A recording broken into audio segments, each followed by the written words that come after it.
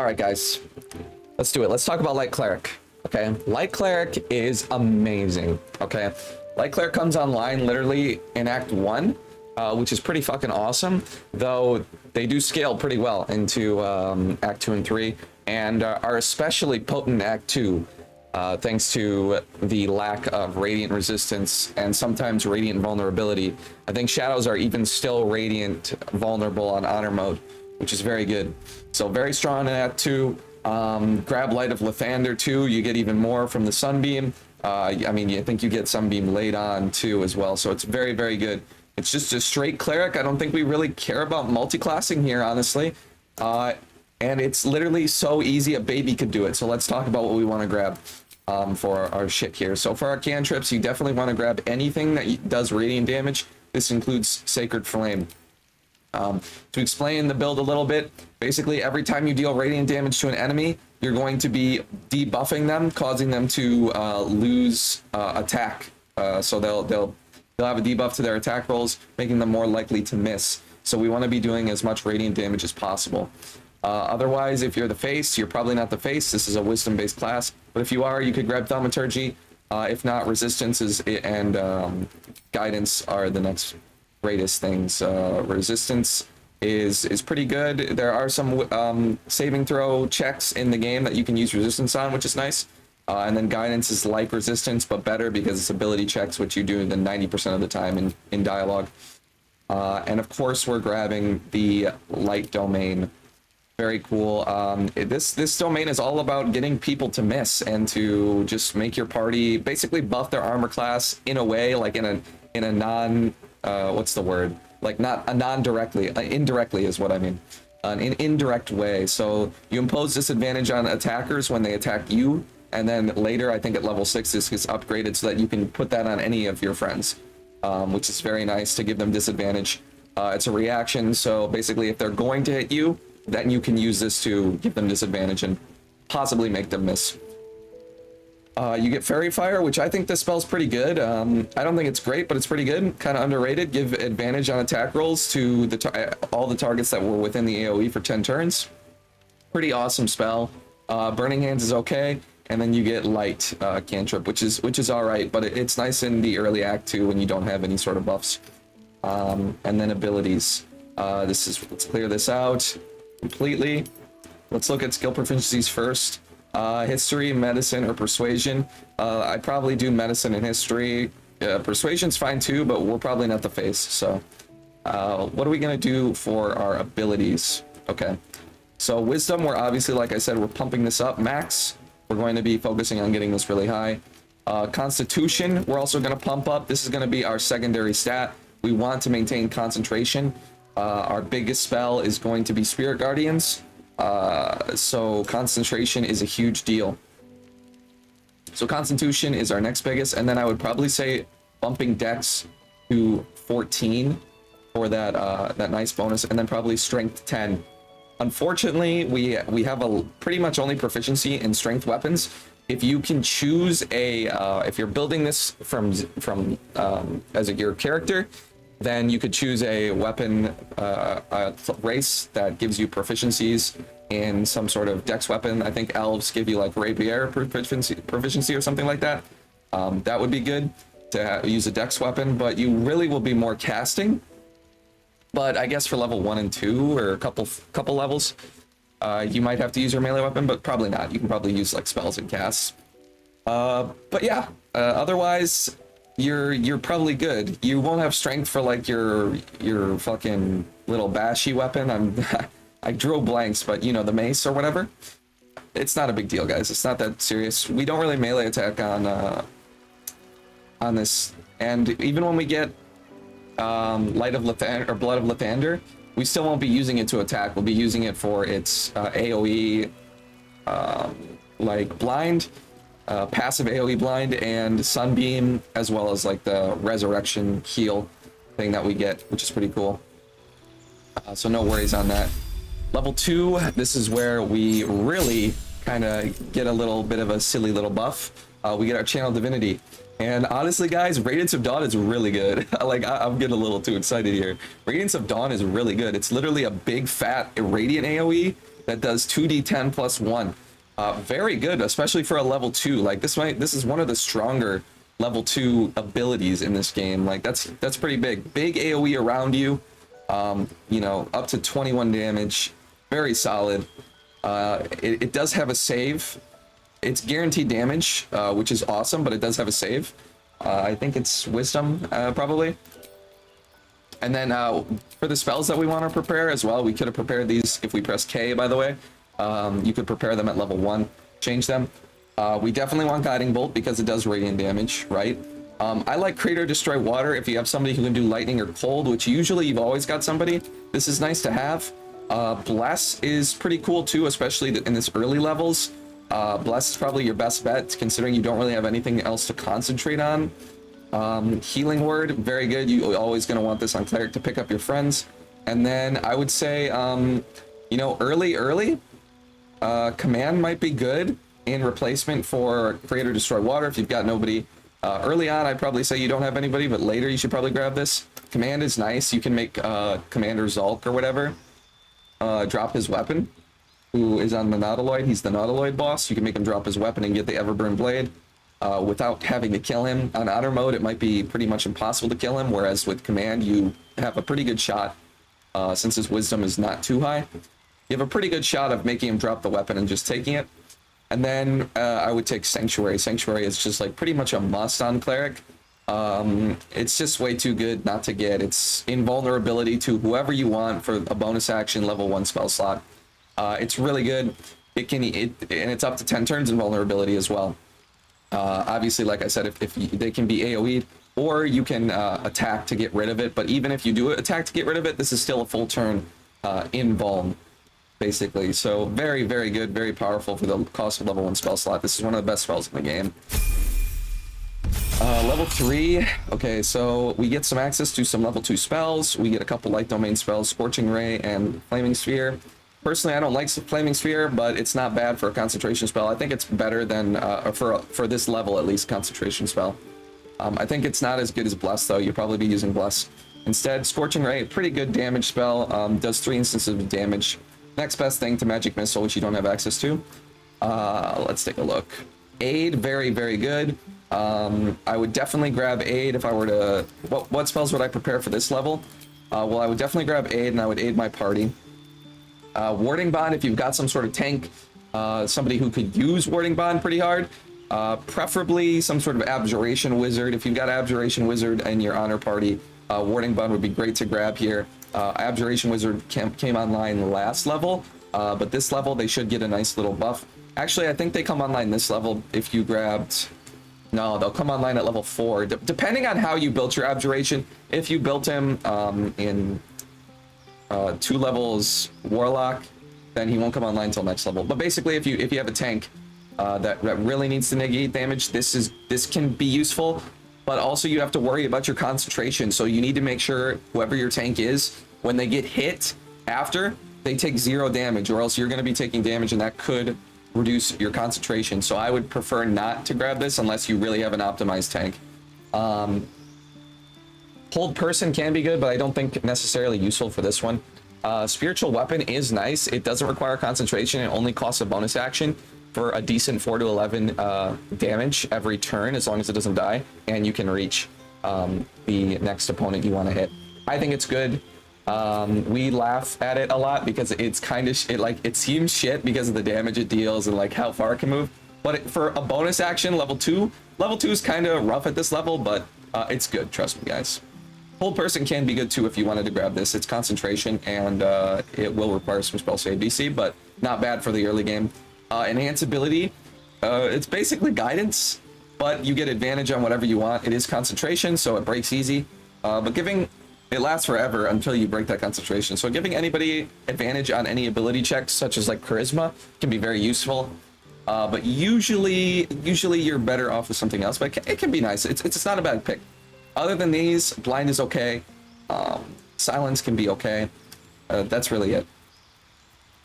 Other spells to prepare, I would say Healing Word, Bless, Guiding Bolt, Sanctuary. Maybe Command. Maybe Command. You could swap out for something. Level 4. Okay, what do we want here at level 4? We get a new cantrip. I'd probably grab something like either Blade Ward or Produce Flame. Blade Ward seems like kind of a waste of a turn, but if you're concentrating on... you don't get that level 3 spell slot yet, but when you do, if you're concentrating on it, you could just Blade Ward, and then you take half damage, which can be useful. Because you don't actually need to really use your action every turn, since you only need to use your action to start concentrating on Spirit Guardians. Then usually you dash or something, but you could Blade Ward and then dash with the Boots of Speed, click heals. Produce Flame can be useful as well. It's just a nice little fire damage. It's basically like Firebolt, except it scales with Wisdom, so this can be useful as well for a cantrip. Prepare spells, basically the same shit we had before, and then we get a feat. I'll grab Blade Ward, and then we get a feat.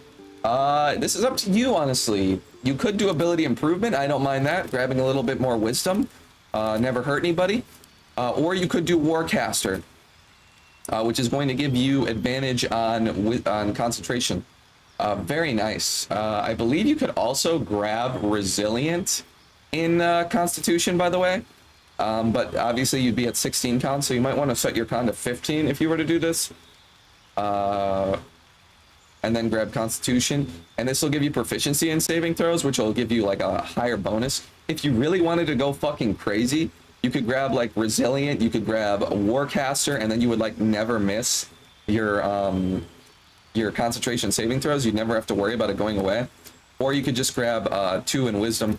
Personally, I would probably go for the Warcaster for our first feat, and then maybe later we grab Ability Improvement up to like 19 Wisdom. We could Hag's Hair to 20, and then grab the Resilient at level 12 for that nice Constitution proficiency.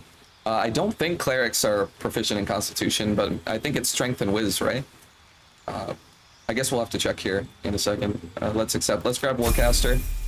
Actually, just check this real quick. What proficiencies do Clerics have? Saving throw bonus, or to proficiency. Is it really Charisma? Yo, that's weird, bro. Charisma for real? Clerics are weird, guys. Charisma's a very weird proficiency to have, but that's for a cleric in my opinion. But I guess okay. But yeah, basically, Constitution proficiency, it might be nice, but it's really it'll be a plus 4, I think, in the higher levels, which can be pretty nice. So maybe you grab that at level 12 for that plus 4. Plus 2 won't be a huge deal early on, so probably Warcaster and then ability improvement. We'll see. Now level 5, we're getting big boy spells. Let's go. Spirit Guardians, we're really coming online now. The radiant damage from before was pretty good, and I'm going to tell you why this is really good. Spirit Guardians, so you basically just run around doing radiant damage to everybody, right? Excellent. Let me explain why this is really good, though, by pulling up the wiki real quick. Okay, so Radiating Orb. You're going to get this from a piece of gear in Act 1 called Luminous Armor. You get this at the Moon Temple or whatever, right when you enter the Underdark, basically. The Moon Maiden Temple. You'll get this Luminous Armor, and you'll get some new Luminous stuff too throughout Act 2. This will cause Radiant Shockwaves when you do Radiant damage, and that's going to give basically, I think it's 2 or 3 stacks of Radiant Orb. Let's check. 2 stacks of Radiating Orb. All right, and what is Radiating Orb? -1 to attack rolls per remaining turn. Okay. So whenever they attack, they're gonna basically lose attack rolls, and you can stack this on them up to 10 stacks for a max of -10, which is massive, guys. That's gonna make it really easy. And whenever they attack, I believe they lose a couple. It's either like 2 or like half their stacks. I think it's 2 though, but we'd have to see. And then you'll also get some more in the later. In Act 2, Luminous Gloves. Whenever you deal radiant damage, the target receives a turn. This is nice. And then whenever the wearers deal spells damage while illuminated by a light source, they also inflict radiating orb upon the target for 2 turns. This is nice too. This is pretty common. So coruscation ring is pretty common, especially if they're already hit by radiating orb. Then they are automatically illuminated, I believe. So that's nice. And then the sacred star, I don't even know what the fuck this is, but it's irrelevant to the build. It's really these 3 things. You don't really care about this. You're not hitting people with your fucking melee weapon. So, but yeah. That means in Act 3 you'll have all 3 of these and you'll be completely built. And then you can get these like not even far in Act 2. You just have to go to the certain things. I'll leave a link to this in the description so that you guys can see exactly where you need to go for each one. And you can just have this pulled up. But yeah, Spirit Guardians, very OP. We just run around dealing radiant damage. It takes an action to cast this, and then we have to maintain concentration on it. And then if you use Boots of Speed, you can click heals and then run around. And then for your subsequent turns, you can use dash and click heals, or you can use an action to do radiant damage or something like that, or dash instead, and then click heals. So that's really good. I don't even think we need any other level 3 spells, honestly. Like, that's just the way to do it. Aid, we just keep everything else, basically. Yeah, because this is really all we need for our level 3 spell. Level 6. Let's see, we get the improved warding flare, so now we can impose disadvantage on the attack rolls of enemies that are attacking our friends if they're going to hit. If they're going to miss, it won't even pop up, so it's very good. You only need to use it when you have to. You'll get another channel divinity charge so that we can slap people with that radiant AoE again. Another level 3 spell slot as well. We get another prepared spell. What would you want to take? Well, we've already got Cure Wounds in here, which we don't really care about. I would take Create or Destroy Water for one of these slots. And then, let's see, Prayer Feeling I don't really like very much. Maybe Enhance Ability just in case, you know? It's always nice to have that for a very important check. Maybe you're doing the Zaithis, right? And you just need Enhance Ability for that shit, right? You need to... those are saving throws, actually. So Enhance Ability won't work, but you guys know what I mean. There's important... Most of the checks that you'll have to do are ability checks. But yeah, that's why we took Resilient, too. We can give some bonus to the Zaithis, for example. But yeah, I mean, I wouldn't really use a lot of level 3s because we're basically Spirit Guardian spamming for the rest of this game. So we're online hardcore. Level 4 spells, okay? We do get Guardian of Faith. I never really liked Guardian of Faith, but it is nice that it's not concentration, and it kind of is like a what's that spinny ability? The knives or whatever. It's kind of like that, but it dies. But it's not concentration, so it's nice. Wall of Fire is concentration. We're not really going to be using this. Let's talk about what spells we want. Guardian of Faith, we don't get the option. All right, level 4. I really like Death Ward. I don't really like Freedom of Movement. Snap an ally out of stun is good. Difficult terrain can't slow them down. They can't be magically paralyzed or restrained. If the target is restrained, it can spend 5 feet of movement to free itself. It is nice. And it is also not concentration. But I'd rather probably upcast Spirit Guardians. But if we have some extra slots, you know, Freedom of Movement actually isn't too bad. But you can only cast it on one guy. It depends. If you got one guy that you really just don't want restrained, all this shit, then yeah, I don't see why not. You can cast it on him. Banishment, I'm going to be real, I don't like, especially since it's concentration. Death Ward is pretty good. Giving someone Death Ward can be very powerful, especially if you abuse it. If you get somebody low, if you get your let's say your fighter or somebody that you really want to have a lot of actions low, and you have them spend all their actions that turn, and then they die on their turn and get rezzed by Death Ward, they get all their actions and bonus actions back. They get a turn again. Really powerful. So if you abuse that honor, Death Ward is very good. You can get, like, that's how people are getting 80 plus attacks in a game, is by using stuff like this. But either of these two are good. I think they gave us fucking Cure Wounds again. So let's grab, like, I'd say, like, Freedom of Movement, probably. It's not that bad. You can put this on your best guy. Being able to snap somebody out of a stun is good, too. But it's not gonna happen, like, almost ever. but the passive bonuses can be nice. All right, level 8, subclass feature, potent spell casting. Add your wisdom modifier to the damage you deal with cleric cantrips. It's not very good in my opinion. We don't use cantrips really, but if we were to use like our radiant cantrip, we could get a little bit of bonus damage. That's not too bad. And then we get another level 4 spell slot. We're really going to be using that to upcast Spirit Guardians though. And then here is where we would grab ability improvement. I think we pump wisdom. And then if we wanted, we could, at level 12, pump it again to 20. But I like Resilient and Constitution personally. I think that's cool to make it like basically impossible. Unless you're going to grab the Constitution necklace that you get from the House of Hope, then that might be more viable. To just ability improvement, wisdom 20. Level 9. Okay, we're getting access to some 5th level spells, getting more 4th level spell slots. We get Flame Strike, which does do radiant damage, guys. Flame Strike is going to be pretty good, because it does radiant damage, and that's really what we care about. And we also get Destructive Wave, which does radiant damage. You guessed it. These are both good. Very good, actually. Especially Destructive Wave, I think. Like 10 to 60. No, it's +5.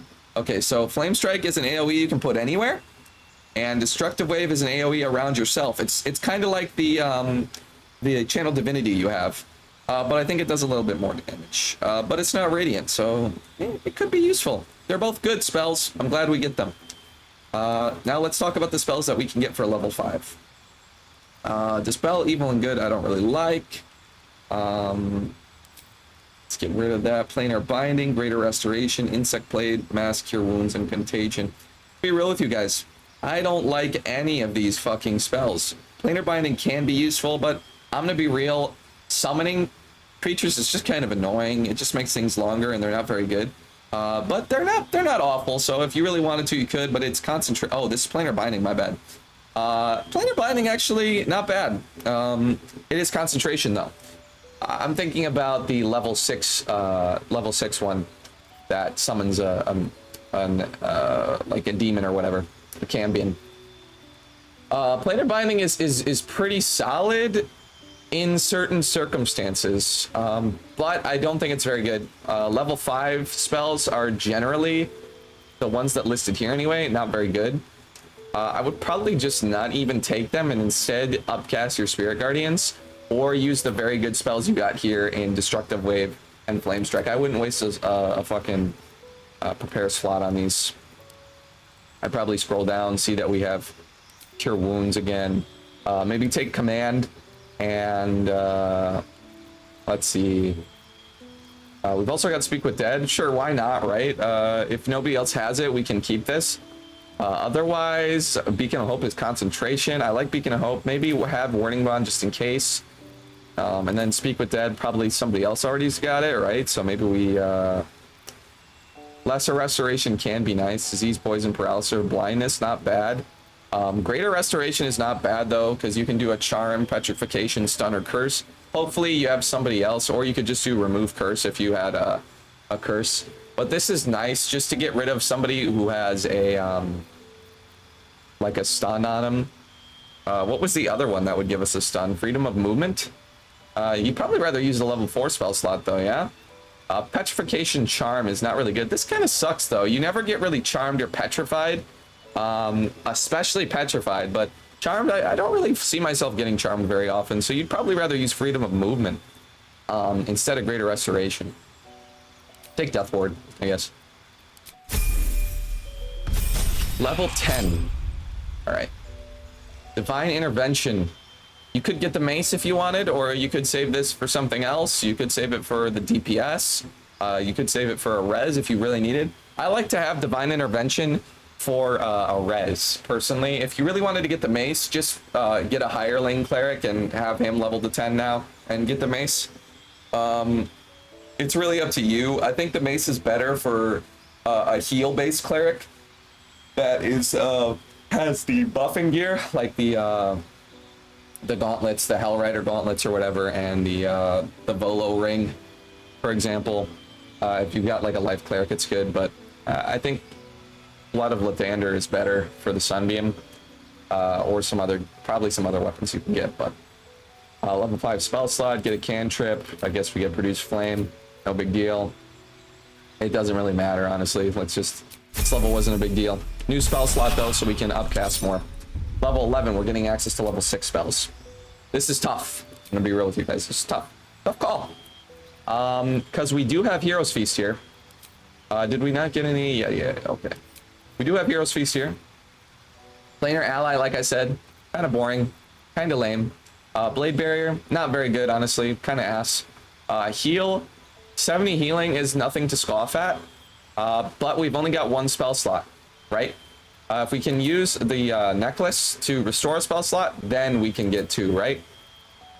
In which case I would take probably, I don't think Harm is very good. I don't think Create Undead is very good for this build. I don't think it's very good in general, really, but if you're really running like a super Necromancer build, it can be fun.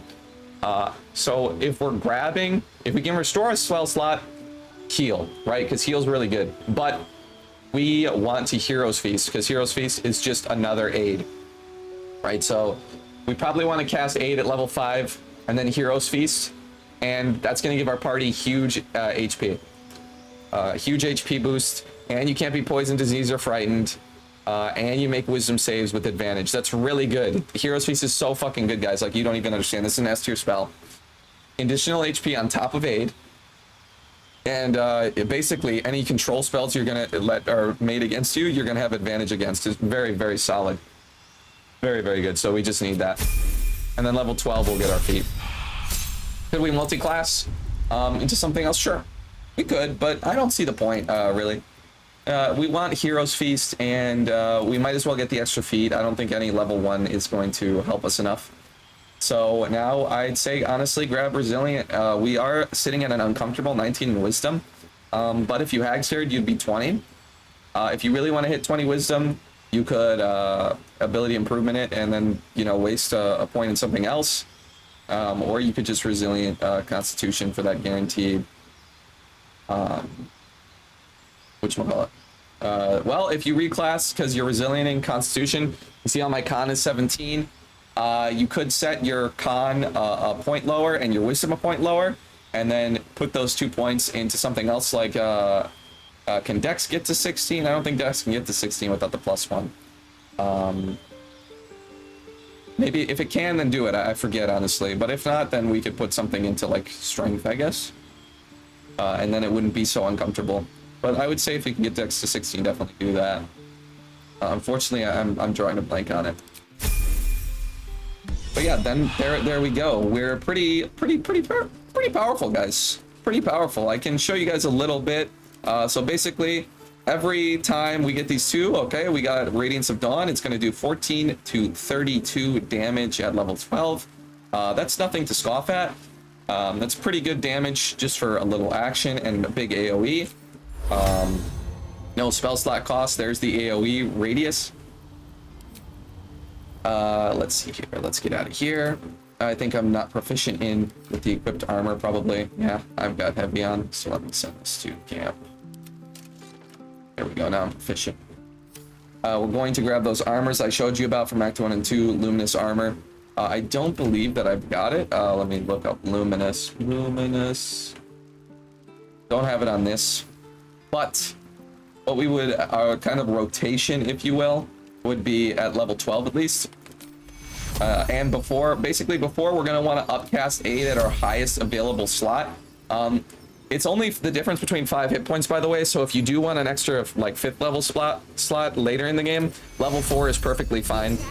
Perfectly reasonable. It's only the difference between 5 HP, and then we're giving 5 HP to a 15 max HP to our whole team. And then obviously once we get that Hero's Feast, we're going to cast that as well. We'll give that to our whole team, thoroughly stuffed. That's going to increase our HP by 12 and give us the advantage on Wiz. Immune to Frightened, which is really nice, by the way. A lot of people frightened. Disease and Poison is not bad as well. And then if we can restore that 6th level spell slot, great. And then when we're in combat, we're going to want to cast Spirit Guardians, upcast to the max at the jump. That's 5 to 40 damage if we upcast to level 5. Now we can go hit whoever, right, with it. Run around. You should get the boots of speed. That's Act 1, right? Boots of speed. And you can click your heals to run about and then just hit everybody. They're going to get the stack of the radiating orb, which is going to reduce their attack rolls by 1 per stack. They get 2 if you have the luminous armor, and then additional stacks if you get the other gear. And then while you have Spirit Guardians up and you end your turn, on the next turn you can go ahead. Oh, by the way, with Hero's Feast you also get some camp supplies, which is a nice bonus. Later in the game, Flame Strike and Destructive Wave is very nice. Destructive Wave, obviously you choose the radiant damage, and then you're going to do a big AoE just like your Channel Divinity, which is going to do radiant damage. So you run around, you get into a good position, you use this, and then you run around some more. Or you can Flame Strike as well, which is place that wherever you want. Okay, and it's going to do radiant damage. A nice little circular, kind of like fireball type AoE. Use it on Withers here. And there you see the radiant damage. Otherwise, for the lower level spell slots, we can use Guiding Bolt if we don't have any. When we're running around with our Spirit Guardians, we probably want to use our Radiance of Dawn, especially since Channel Divinity refreshes on short rest. You should really be refreshing, using a short rest to refresh your short rest abilities after like basically every combat besides baby combats. Anything where you fight either a hard enemy or multiple, at least like you know, medium enemies, like not rats, for example. You might not care if you fight rats, but like otherwise you probably want a short rest after the fight. We could also cast some support spells such as Create or Destroy Water, since we are just channeling our whatchamacallit, our Spirit Guardians. We could cast something like that. And yeah, otherwise for the early game we got Guiding Bolt. We could Sanctuary our friends. We probably don't want to Sanctuary ourselves because we're going to be consistently doing damage. This is Concentration Fairy Fire, so we won't be really using this, but we can use it before we unlock Spirit Guardians. Summoning a spiritual weapon is probably the best thing to do right at the start after we Spirit Guardians and run around, so we can spiritual weapon and just have that guy there for bonus damage. You can upcast spiritual weapon, I think, right? I think the greatswords, like, I don't really think there's a big deal in the difference of them, but I like the greatsword. You can upcast it if you want to for some additional damage.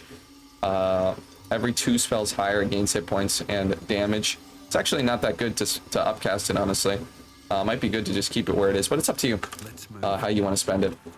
My faith will guide me. But yeah, I think that's pretty much it. And then you've obviously got that Divine Intervention you can use as well. Command can be useful too if you do have gear for spell save DC, but you might not because we have like all that luminous armor and stuff, so it's going to be kind of tough to maintain that. But yeah, that's really it for the build, guys. Make sure to leave a like on the video if you thought the build was useful. It helps it reach more people so that they can beat honor mode easier. I think this is a really solid honor mode build. Even with the fact that it's not exactly a multi-class build. Usually the multi-class builds are the best, but I think this and like fighter are kind of like an exception to that. You could probably throw some multi-classes in here, but I don't really see a big deal with it. Cleric is just very strong with especially with Hero's Feast. But yeah, leave a like, and also if you guys want more content, I've got a lot of other Baldur's Gate 3 guides you can check out. You can also subscribe to see the new videos that come out. I got a lot of new stuff. I also stream sometimes, like solo honor runs and shit. So yeah, peace and air grease, guys. Sayonara.